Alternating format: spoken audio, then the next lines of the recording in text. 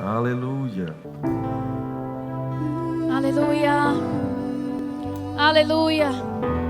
Obrigada, Senhor, por essa noite.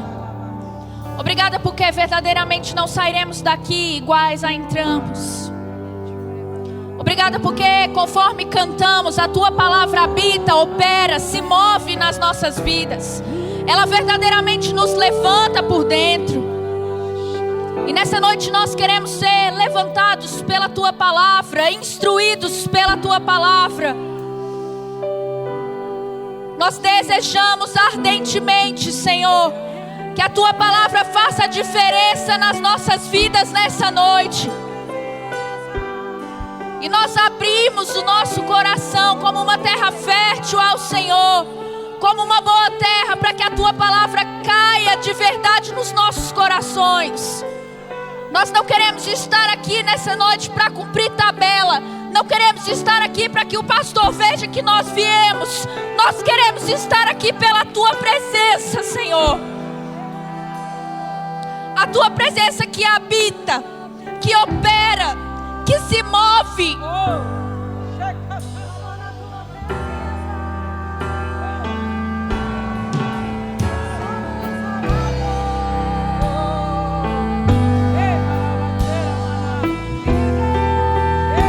Sabemos que o Senhor deseja mais do que nós mesmos agir nas nossas vidas nessa noite. E nós nos entregamos ao Senhor de todo o nosso coração, em nome de Jesus. Amém. Amém. Você pode se sentar.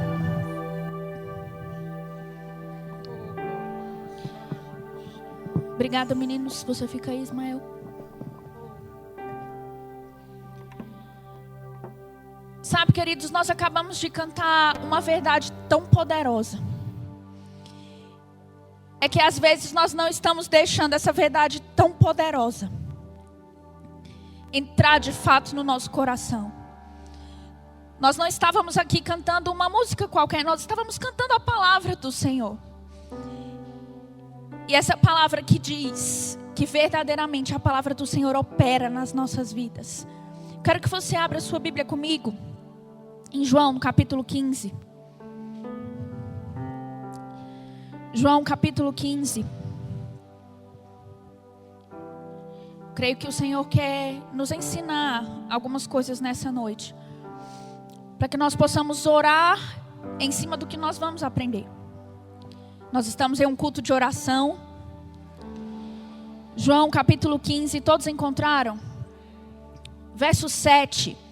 A palavra do Senhor diz assim: se permanecerdes em mim, Jesus falando, e as minhas palavras permanecerem em vós, pedireis o que desejardes, e vos será concedido, ou vos será feito. O que glorifica meu Pai é que deis fruto em abundância, e assim sereis verdadeiramente os meus discípulos. Olha o que esse versículo diz: se permanecerdes em mim e as minhas palavras permanecerdes em vós, pedireis o que quiserdes e vos será feito. Essa é a chave para a oração nas nossas vidas. A Bíblia diz, está sendo clara, Jesus dizendo que se nós permanecermos nele, nós vamos pedir o que nós quisermos e nos será concedido. E eu não sei você, mas às vezes eu leio esse texto e ele soa um pouco escandaloso aos meus olhos, dizendo: mas será que é isso mesmo? Tudo que eu pedi me será concedido? E às vezes eu penso em algumas orações que eu já fiz e não foram concedidas, e eu digo: mas será que esse versículo está falando a verdade? Está falando a verdade. Qual é o segredo? Além de para que a gente peça e tudo nos seja concedido, existe um pré-requisito. Jesus está dizendo: se vocês permanecerem em mim, e se a minha palavra permanecer em vós. Então existe esses dois lados. Nós precisamos permanecer nele. Todas as promessas que nós vemos nas cartas do apóstolo Paulo, ele diz: nele, em Cristo, no qual, no amado, é nele. E ele diz: e se as minhas palavras permanecer em vós. E eu estava meditando em todo o dia de hoje sobre essa ministração, já antes disso. E algo saltou ao meu coração muito forte. Renata, você libera aí pra gente. Eu fiz ali alguns slides, só para que você visualize melhor isso que eu estou falando. Não sou design gráfico, né? Pastor Ranilson Ismael, não desmaiem com os meus slides. A Bíblia vai dizer em Mateus, capítulo 13, Jesus conta uma parábola aos seus discípulos, e é uma parábola muito conhecida, a parábola do semeador. Mas eu quero que você entenda nessa noite comigo que isso não era uma historinha da carochinha que Jesus estava contando. Não era como às vezes nós transformamos as histórias do Velho Testamento em historinhas e nós contamos lá no departamento infantil sobre a história de Jonas, sobre a história de Davi, mas aquilo era real, aconteceu mesmo. E às vezes nós pegamos essas parábolas de Jesus e nós achamos que são meras historinhas. Mas Jesus estava nos ensinando um princípio com essa parábola. Eu quero que você abra sua Bíblia comigo lá em Mateus, capítulo 13.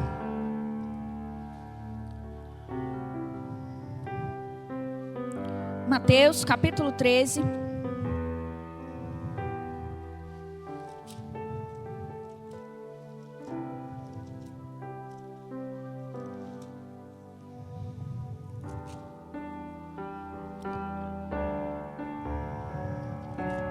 Nós vamos ler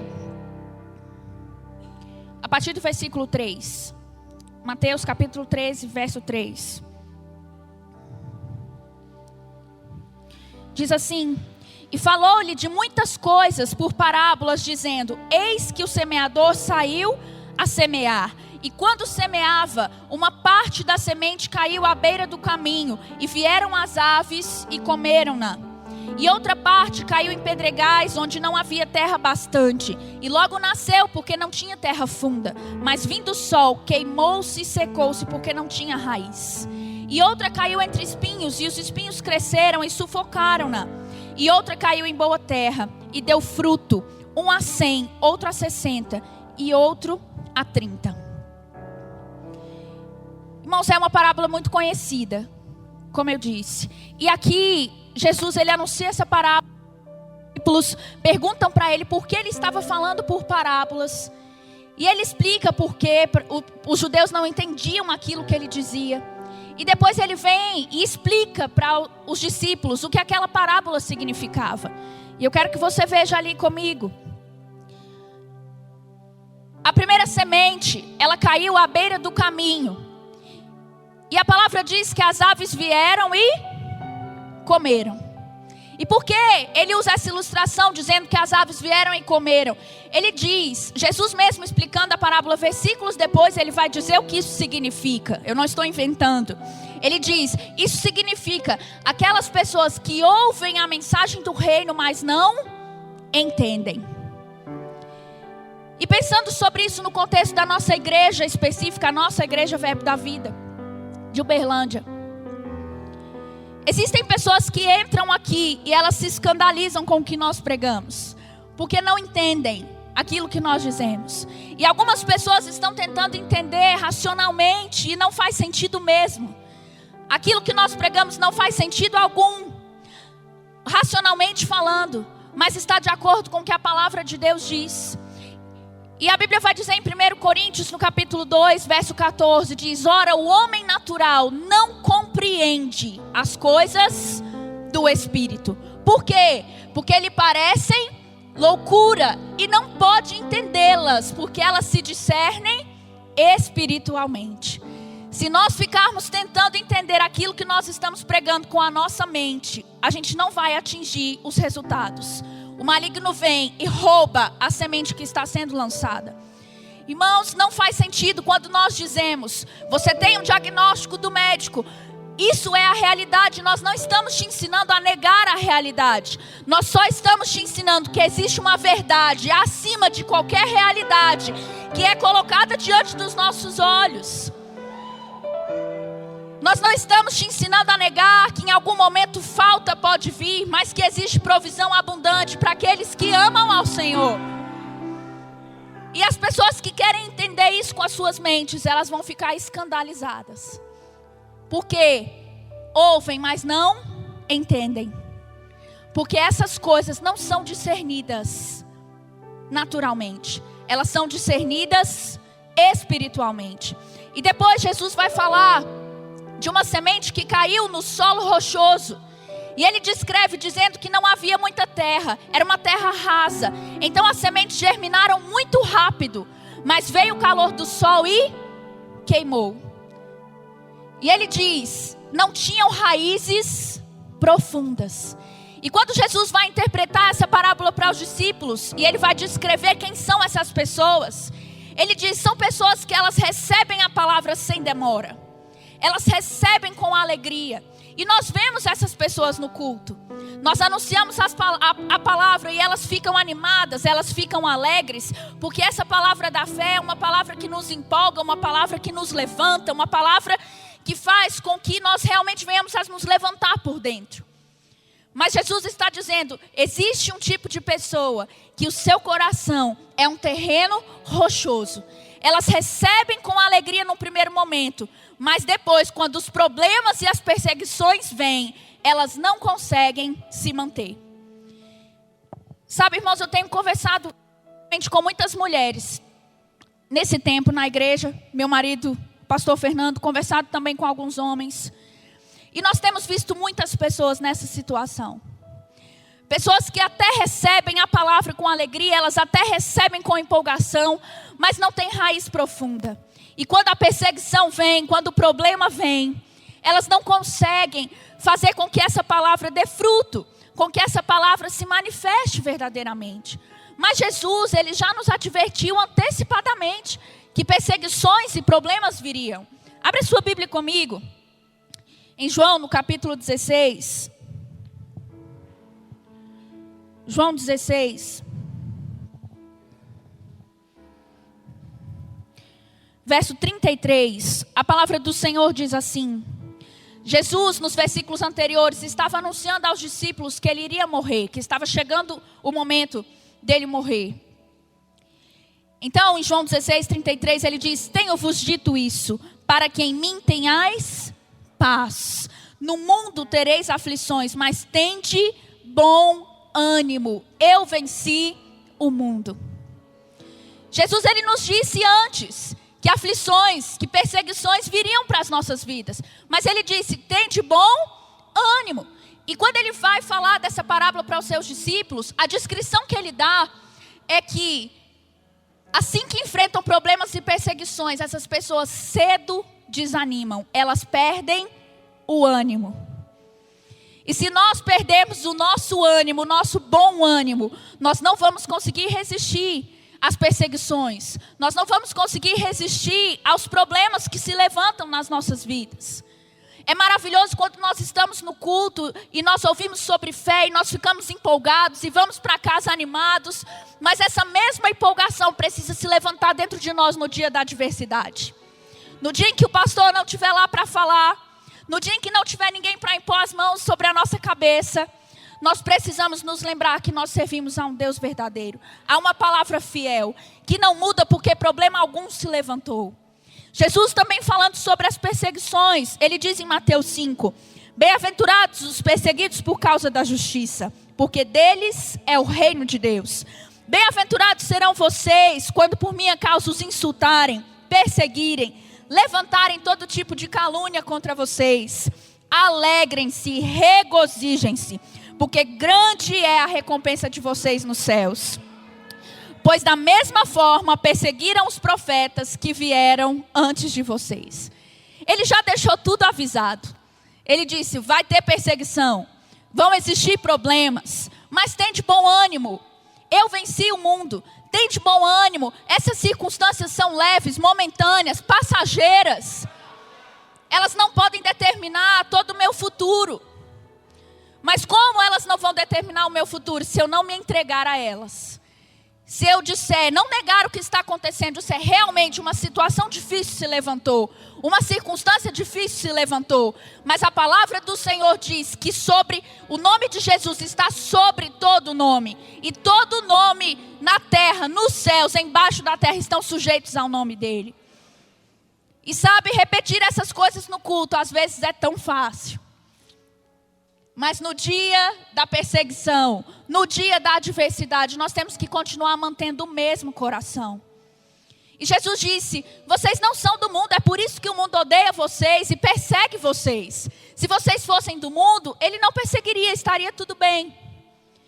Mas ele diz: tente por motivo de alegria quando perseguirem vocês. Vocês estão recebendo um grande galardão nos céus. E sabe que às vezes, por pouca coisa, nós desanimamos. A gente vai compartilhar com alguém: olha, eu recebi uma palavra poderosa no culto, que me disse que, embora eu esteja passando por necessidades, existe um Deus que me supre, existe um Deus que guarda a minha vida, existe um Deus que é provedor sobre mim. E a pessoa que está ouvindo, às vezes diz: você acredita nisso mesmo? E aquele bolo de contas para você pagar? E às vezes, por uma simples palavrinha como essa, a gente esquece o que ouviu. E deixa de lado, realmente. As contas estão aqui gritando diante dos meus olhos, então eu acho que eu não sou tão suprida assim não. Deve ser para o pastor Ranilson e a Patrícia. Nós precisamos ficar firmes, irmãos, naquilo que nós temos ouvido. Porque é assim que nós teremos resultado. A palavra diz que se a palavra dele permanecer em nós, aí nós podemos pedir o que quiser e será feito. Então essa palavra precisa permanecer nas nossas vidas. Depois Jesus vai falar de um outro solo. E ele diz que algumas sementes caíram entre os espinhos. E ele diz: os espinhos cresceram junto com a palavra e sufocaram os brotos. E ele vai dizer o que significa isso. Ele diz: são pessoas que ouvem a mensagem. Elas ouvem, elas estão atentas. Mas ela é sufocada pelas preocupações da vida e pela sedução da riqueza. Quantas vezes nós temos deixado as preocupações da vida sufocarem a palavra que nós temos recebido? A palavra do Senhor vai dizer em Mateus, no capítulo 6, verso 33, e alguns versículos anteriores que também são muito conhecidos. Começando no verso 31, diz: não andeis, pois, inquietos por coisa alguma, dizendo: que comeremos, ou que beberemos, ou com que nos vestiremos? Porque todas essas coisas os gentios procuram. De certo, vosso Pai Celestial bem sabe que necessitais de todas estas coisas. E às vezes nós temos andado inquietos, preocupados. E a Bíblia diz: como é que preocupação e inquietação entram na nossa vida? Ele diz: não andeis inquietos, dizendo o quê? O que comeremos? O que haveremos de vestir? Como eu vou pagar essa conta? Como eu vou vencer esse diagnóstico? Da mesma forma que a fé, ela entra no nosso coração e ela opera quando nós cremos com o coração e falamos com a nossa boca. A preocupação funciona do mesmo jeito. Quando nós começamos a dizer inquietação, quando nós começamos a dizer preocupação, ela vai tomar conta da nossa vida. Às vezes nós dizemos: irmãos, nós temos que meditar na palavra quando a situação vier. E as pessoas dizem: mas eu não sei meditar. O que é isso, meditar na palavra? É ficar pensando na palavra, como a gente fica pensando quando um problema bate na nossa porta. A gente acorda de manhã e a gente pensa: eu tenho que pagar aquela conta. E na hora do almoço eu tenho que pagar aquela conta. E de tarde eu tenho que pagar aquela conta. Meditar na palavra é fazer exatamente isso. Quando você for pensar na conta, você diz: o meu Deus, segundo as suas riquezas em glória, há de suprir cada uma das minhas necessidades. O Senhor é o meu pastor e nada me falta. Quando um diagnóstico ruim bate na nossa porta, nós temos a convicção de dizer: pelas pisaduras de Jesus eu fui sarado. E a Bíblia vai dizer em Filipenses, no capítulo 4, diz: não estejais inquietos por coisa alguma. Antes, as vossas petições sejam em tudo conhecidas diante de Deus, pela oração e pela súplica, com ações de graças. Então, se nós estamos com dificuldade, com problemas, e nós vamos abrir a nossa boca para falar alguma coisa, que seja para orar, que seja para fazer petições, súplicas e para render ações de graças. Talvez não era aquilo que a nossa boca queria falar naquele momento, mas é o que a gente precisa fazer se a gente quer ter resultado. Ao invés de falar o problema, orar ao Senhor com súplicas. E depois render ações de graças. E Ele vai dizer: E a paz de Deus, que excede todo entendimento, guardará os vossos corações e os vossos pensamentos em Cristo Jesus. Quando nós começarmos, ao invés de falar o problema, de dizer a preocupação, de dizer a inquietação, e apresentarmos tudo a Ele com orações, com súplicas, com ações de graça, aí tem como Ele guardar o nosso pensamento. Aí tem como a paz de Deus, que excede todo entendimento, invadir a nossa mente e coração. Às vezes a gente ora, Senhor, que a Tua paz guarde o meu coração, mas a gente sai da oração e começa a dizer, como é que eu vou fazer? Como eu vou resolver aquele problema? É dizendo. A preocupação entra na nossa vida dizendo. Então nós temos que decidir. A nossa boca quer falar, a nossa língua quer falar a preocupação, mas a gente diz, eu não vou me render. A minha boca não vai falar incredulidade. A minha boca vai falar a palavra de Deus. Quando a gente decide isso, nós estamos dando lugar para a palavra nas nossas vidas. E ele diz, então, que essa que caiu entre os espinhos, muitas vezes é sufocada pelas preocupações da vida e pelas fascinações das riquezas. Sabe, irmãos, muitas pessoas pensam que aqui no Verbo da Vida nós pregamos uma prosperidade irresponsável e nós não fazemos isso. Eu tenho visto que o pastor Marcelo Carvalho veio aqui e ele ensinou profundamente sobre esse assunto. Ele disse, a nossa fé não é para fazer um playground para nós nessa terra. É para que a gente cresça e promova o reino. Tiago Garcia pregou aqui e ele falou exatamente a mesma coisa numa quinta-feira. Marcelo pregou no domingo e falou exatamente a mesma coisa. Que é para nós sermos bem-sucedidos sim, mas para promover o reino de Deus. E às vezes na palavra de dízimos e ofertas, nós fechamos o nosso coração.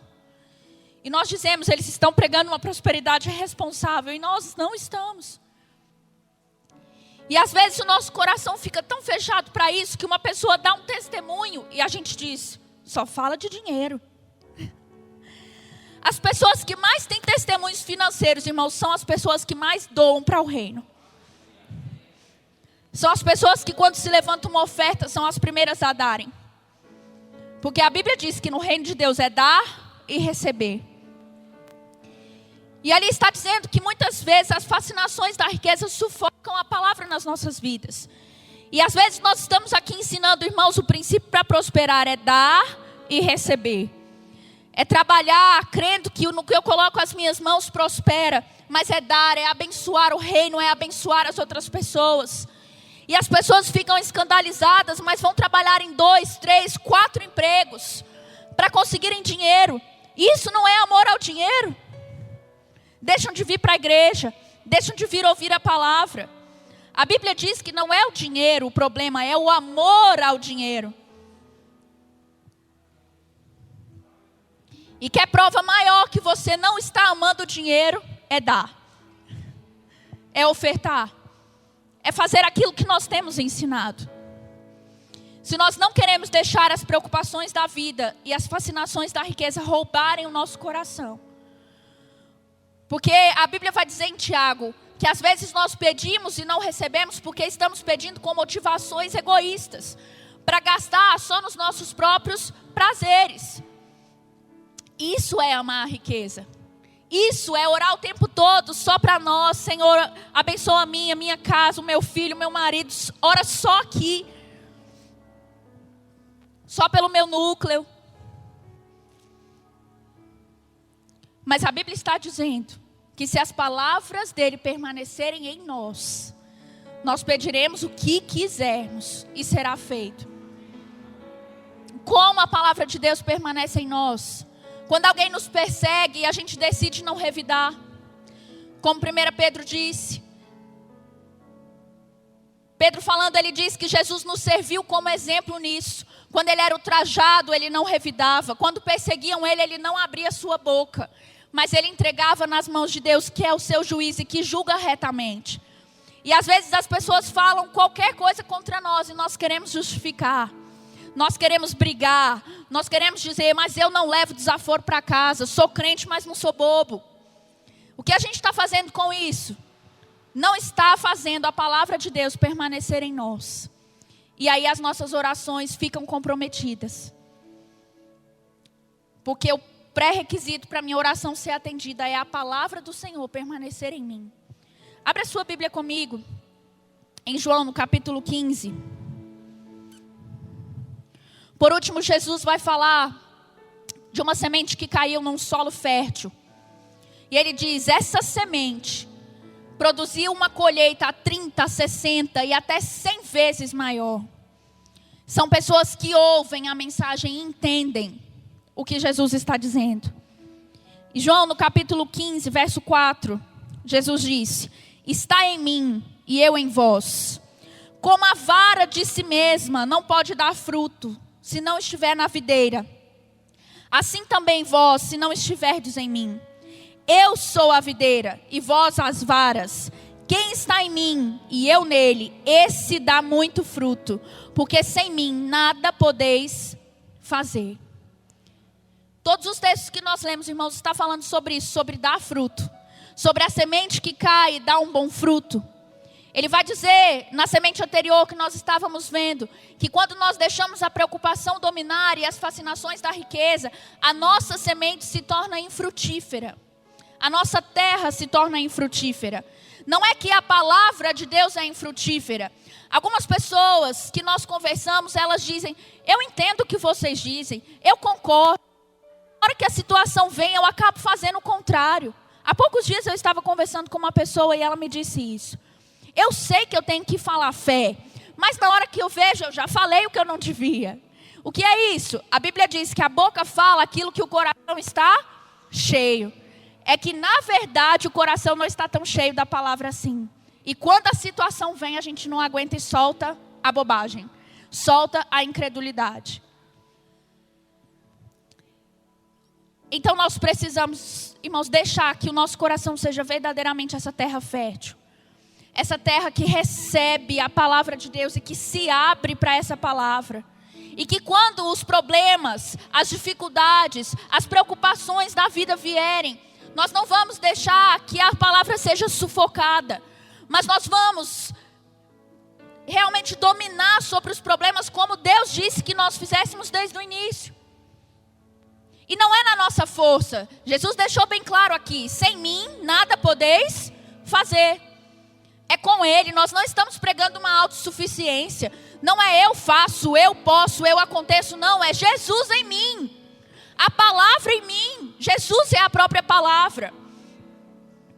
Se eu tentar fazer na minha força, eu vou ser envergonhado. Não sei se vocês se lembram daquela passagem em Atos, em que algumas pessoas, vendo Paulo expulsar os demônios, eles quiseram fazer a mesma coisa. E eles disseram, em nome do Deus a quem Paulo serve, eu te expulso. E ele diz, eu sei quem é Jesus, eu sei quem é Paulo, mas quem é você? Eles foram envergonhados porque fizeram na sua própria força. Nós não estamos ensinando ninguém aqui a ser autossuficiente.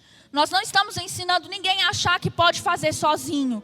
Nós estamos ensinando que com a palavra nos nossos corações, Jesus habitando ricamente em nós, nós podemos vencer sim toda e qualquer circunstância. A Bíblia diz que maior é o que habita em nós.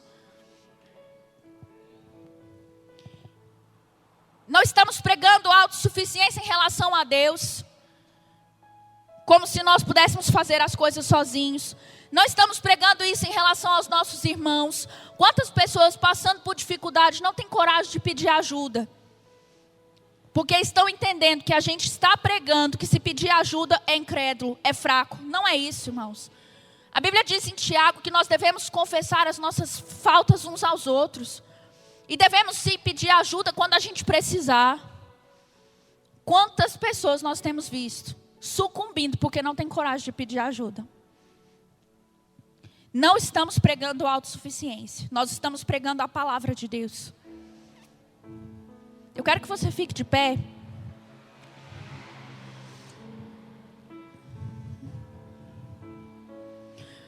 A Bíblia diz em Salmos 34. Quem é o homem que deseja a vida, que quer longos dias para ver o bem? Guarda a tua língua do mal, os teus lábios de falarem o engano. Aparta-te do mal, faz o bem, procura a paz e segue-a. quantos conselhos da palavra do Senhor para nós.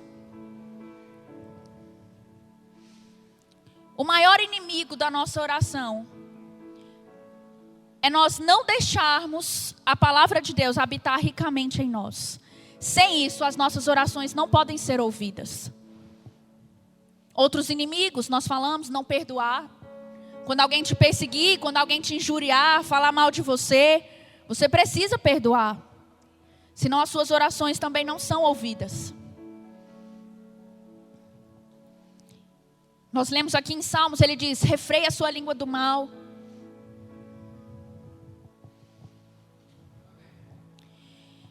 Eu quero que a gente comece orando por alguns motivos. E o primeiro deles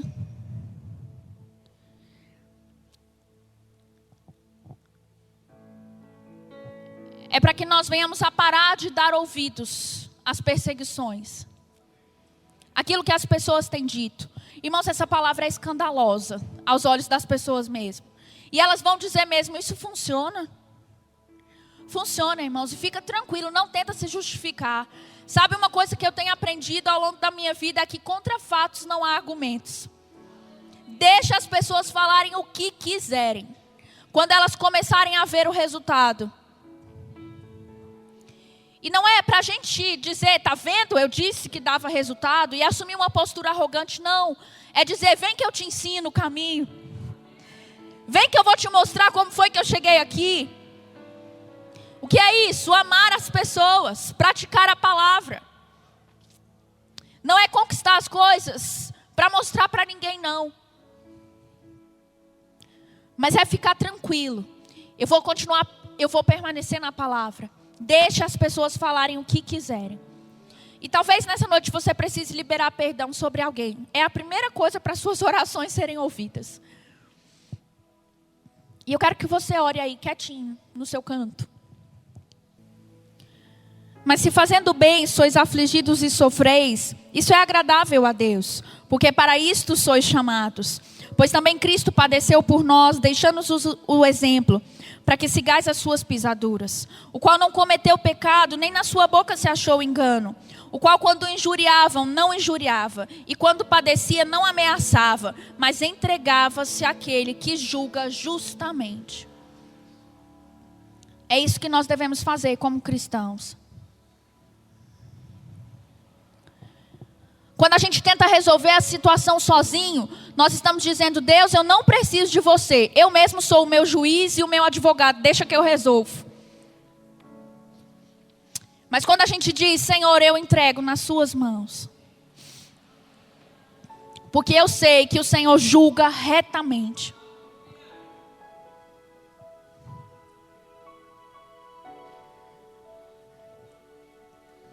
A segunda coisa, talvez o que nós precisemos é nos arrepender mesmo das palavras que têm saído da nossa boca.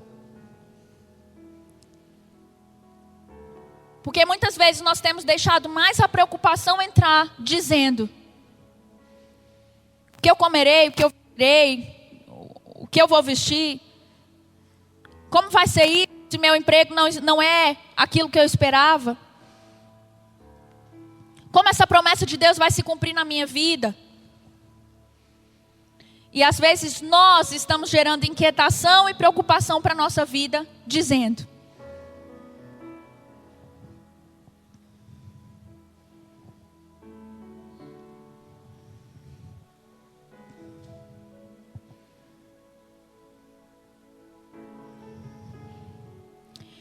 E não é para se sentir condenado. É para dizer, Senhor, eu reconheço que nessa situação eu tenho falhado. Eu tenho alimentado a minha boca mais com preocupação do que com o que a sua palavra diz. Mas de hoje em diante, eu me comprometo a fazer diferente. Eu me comprometo a fechar a minha boca quando o pensamento de incredulidade vier e declarar a sua palavra. Declarar aquilo que o Senhor diz.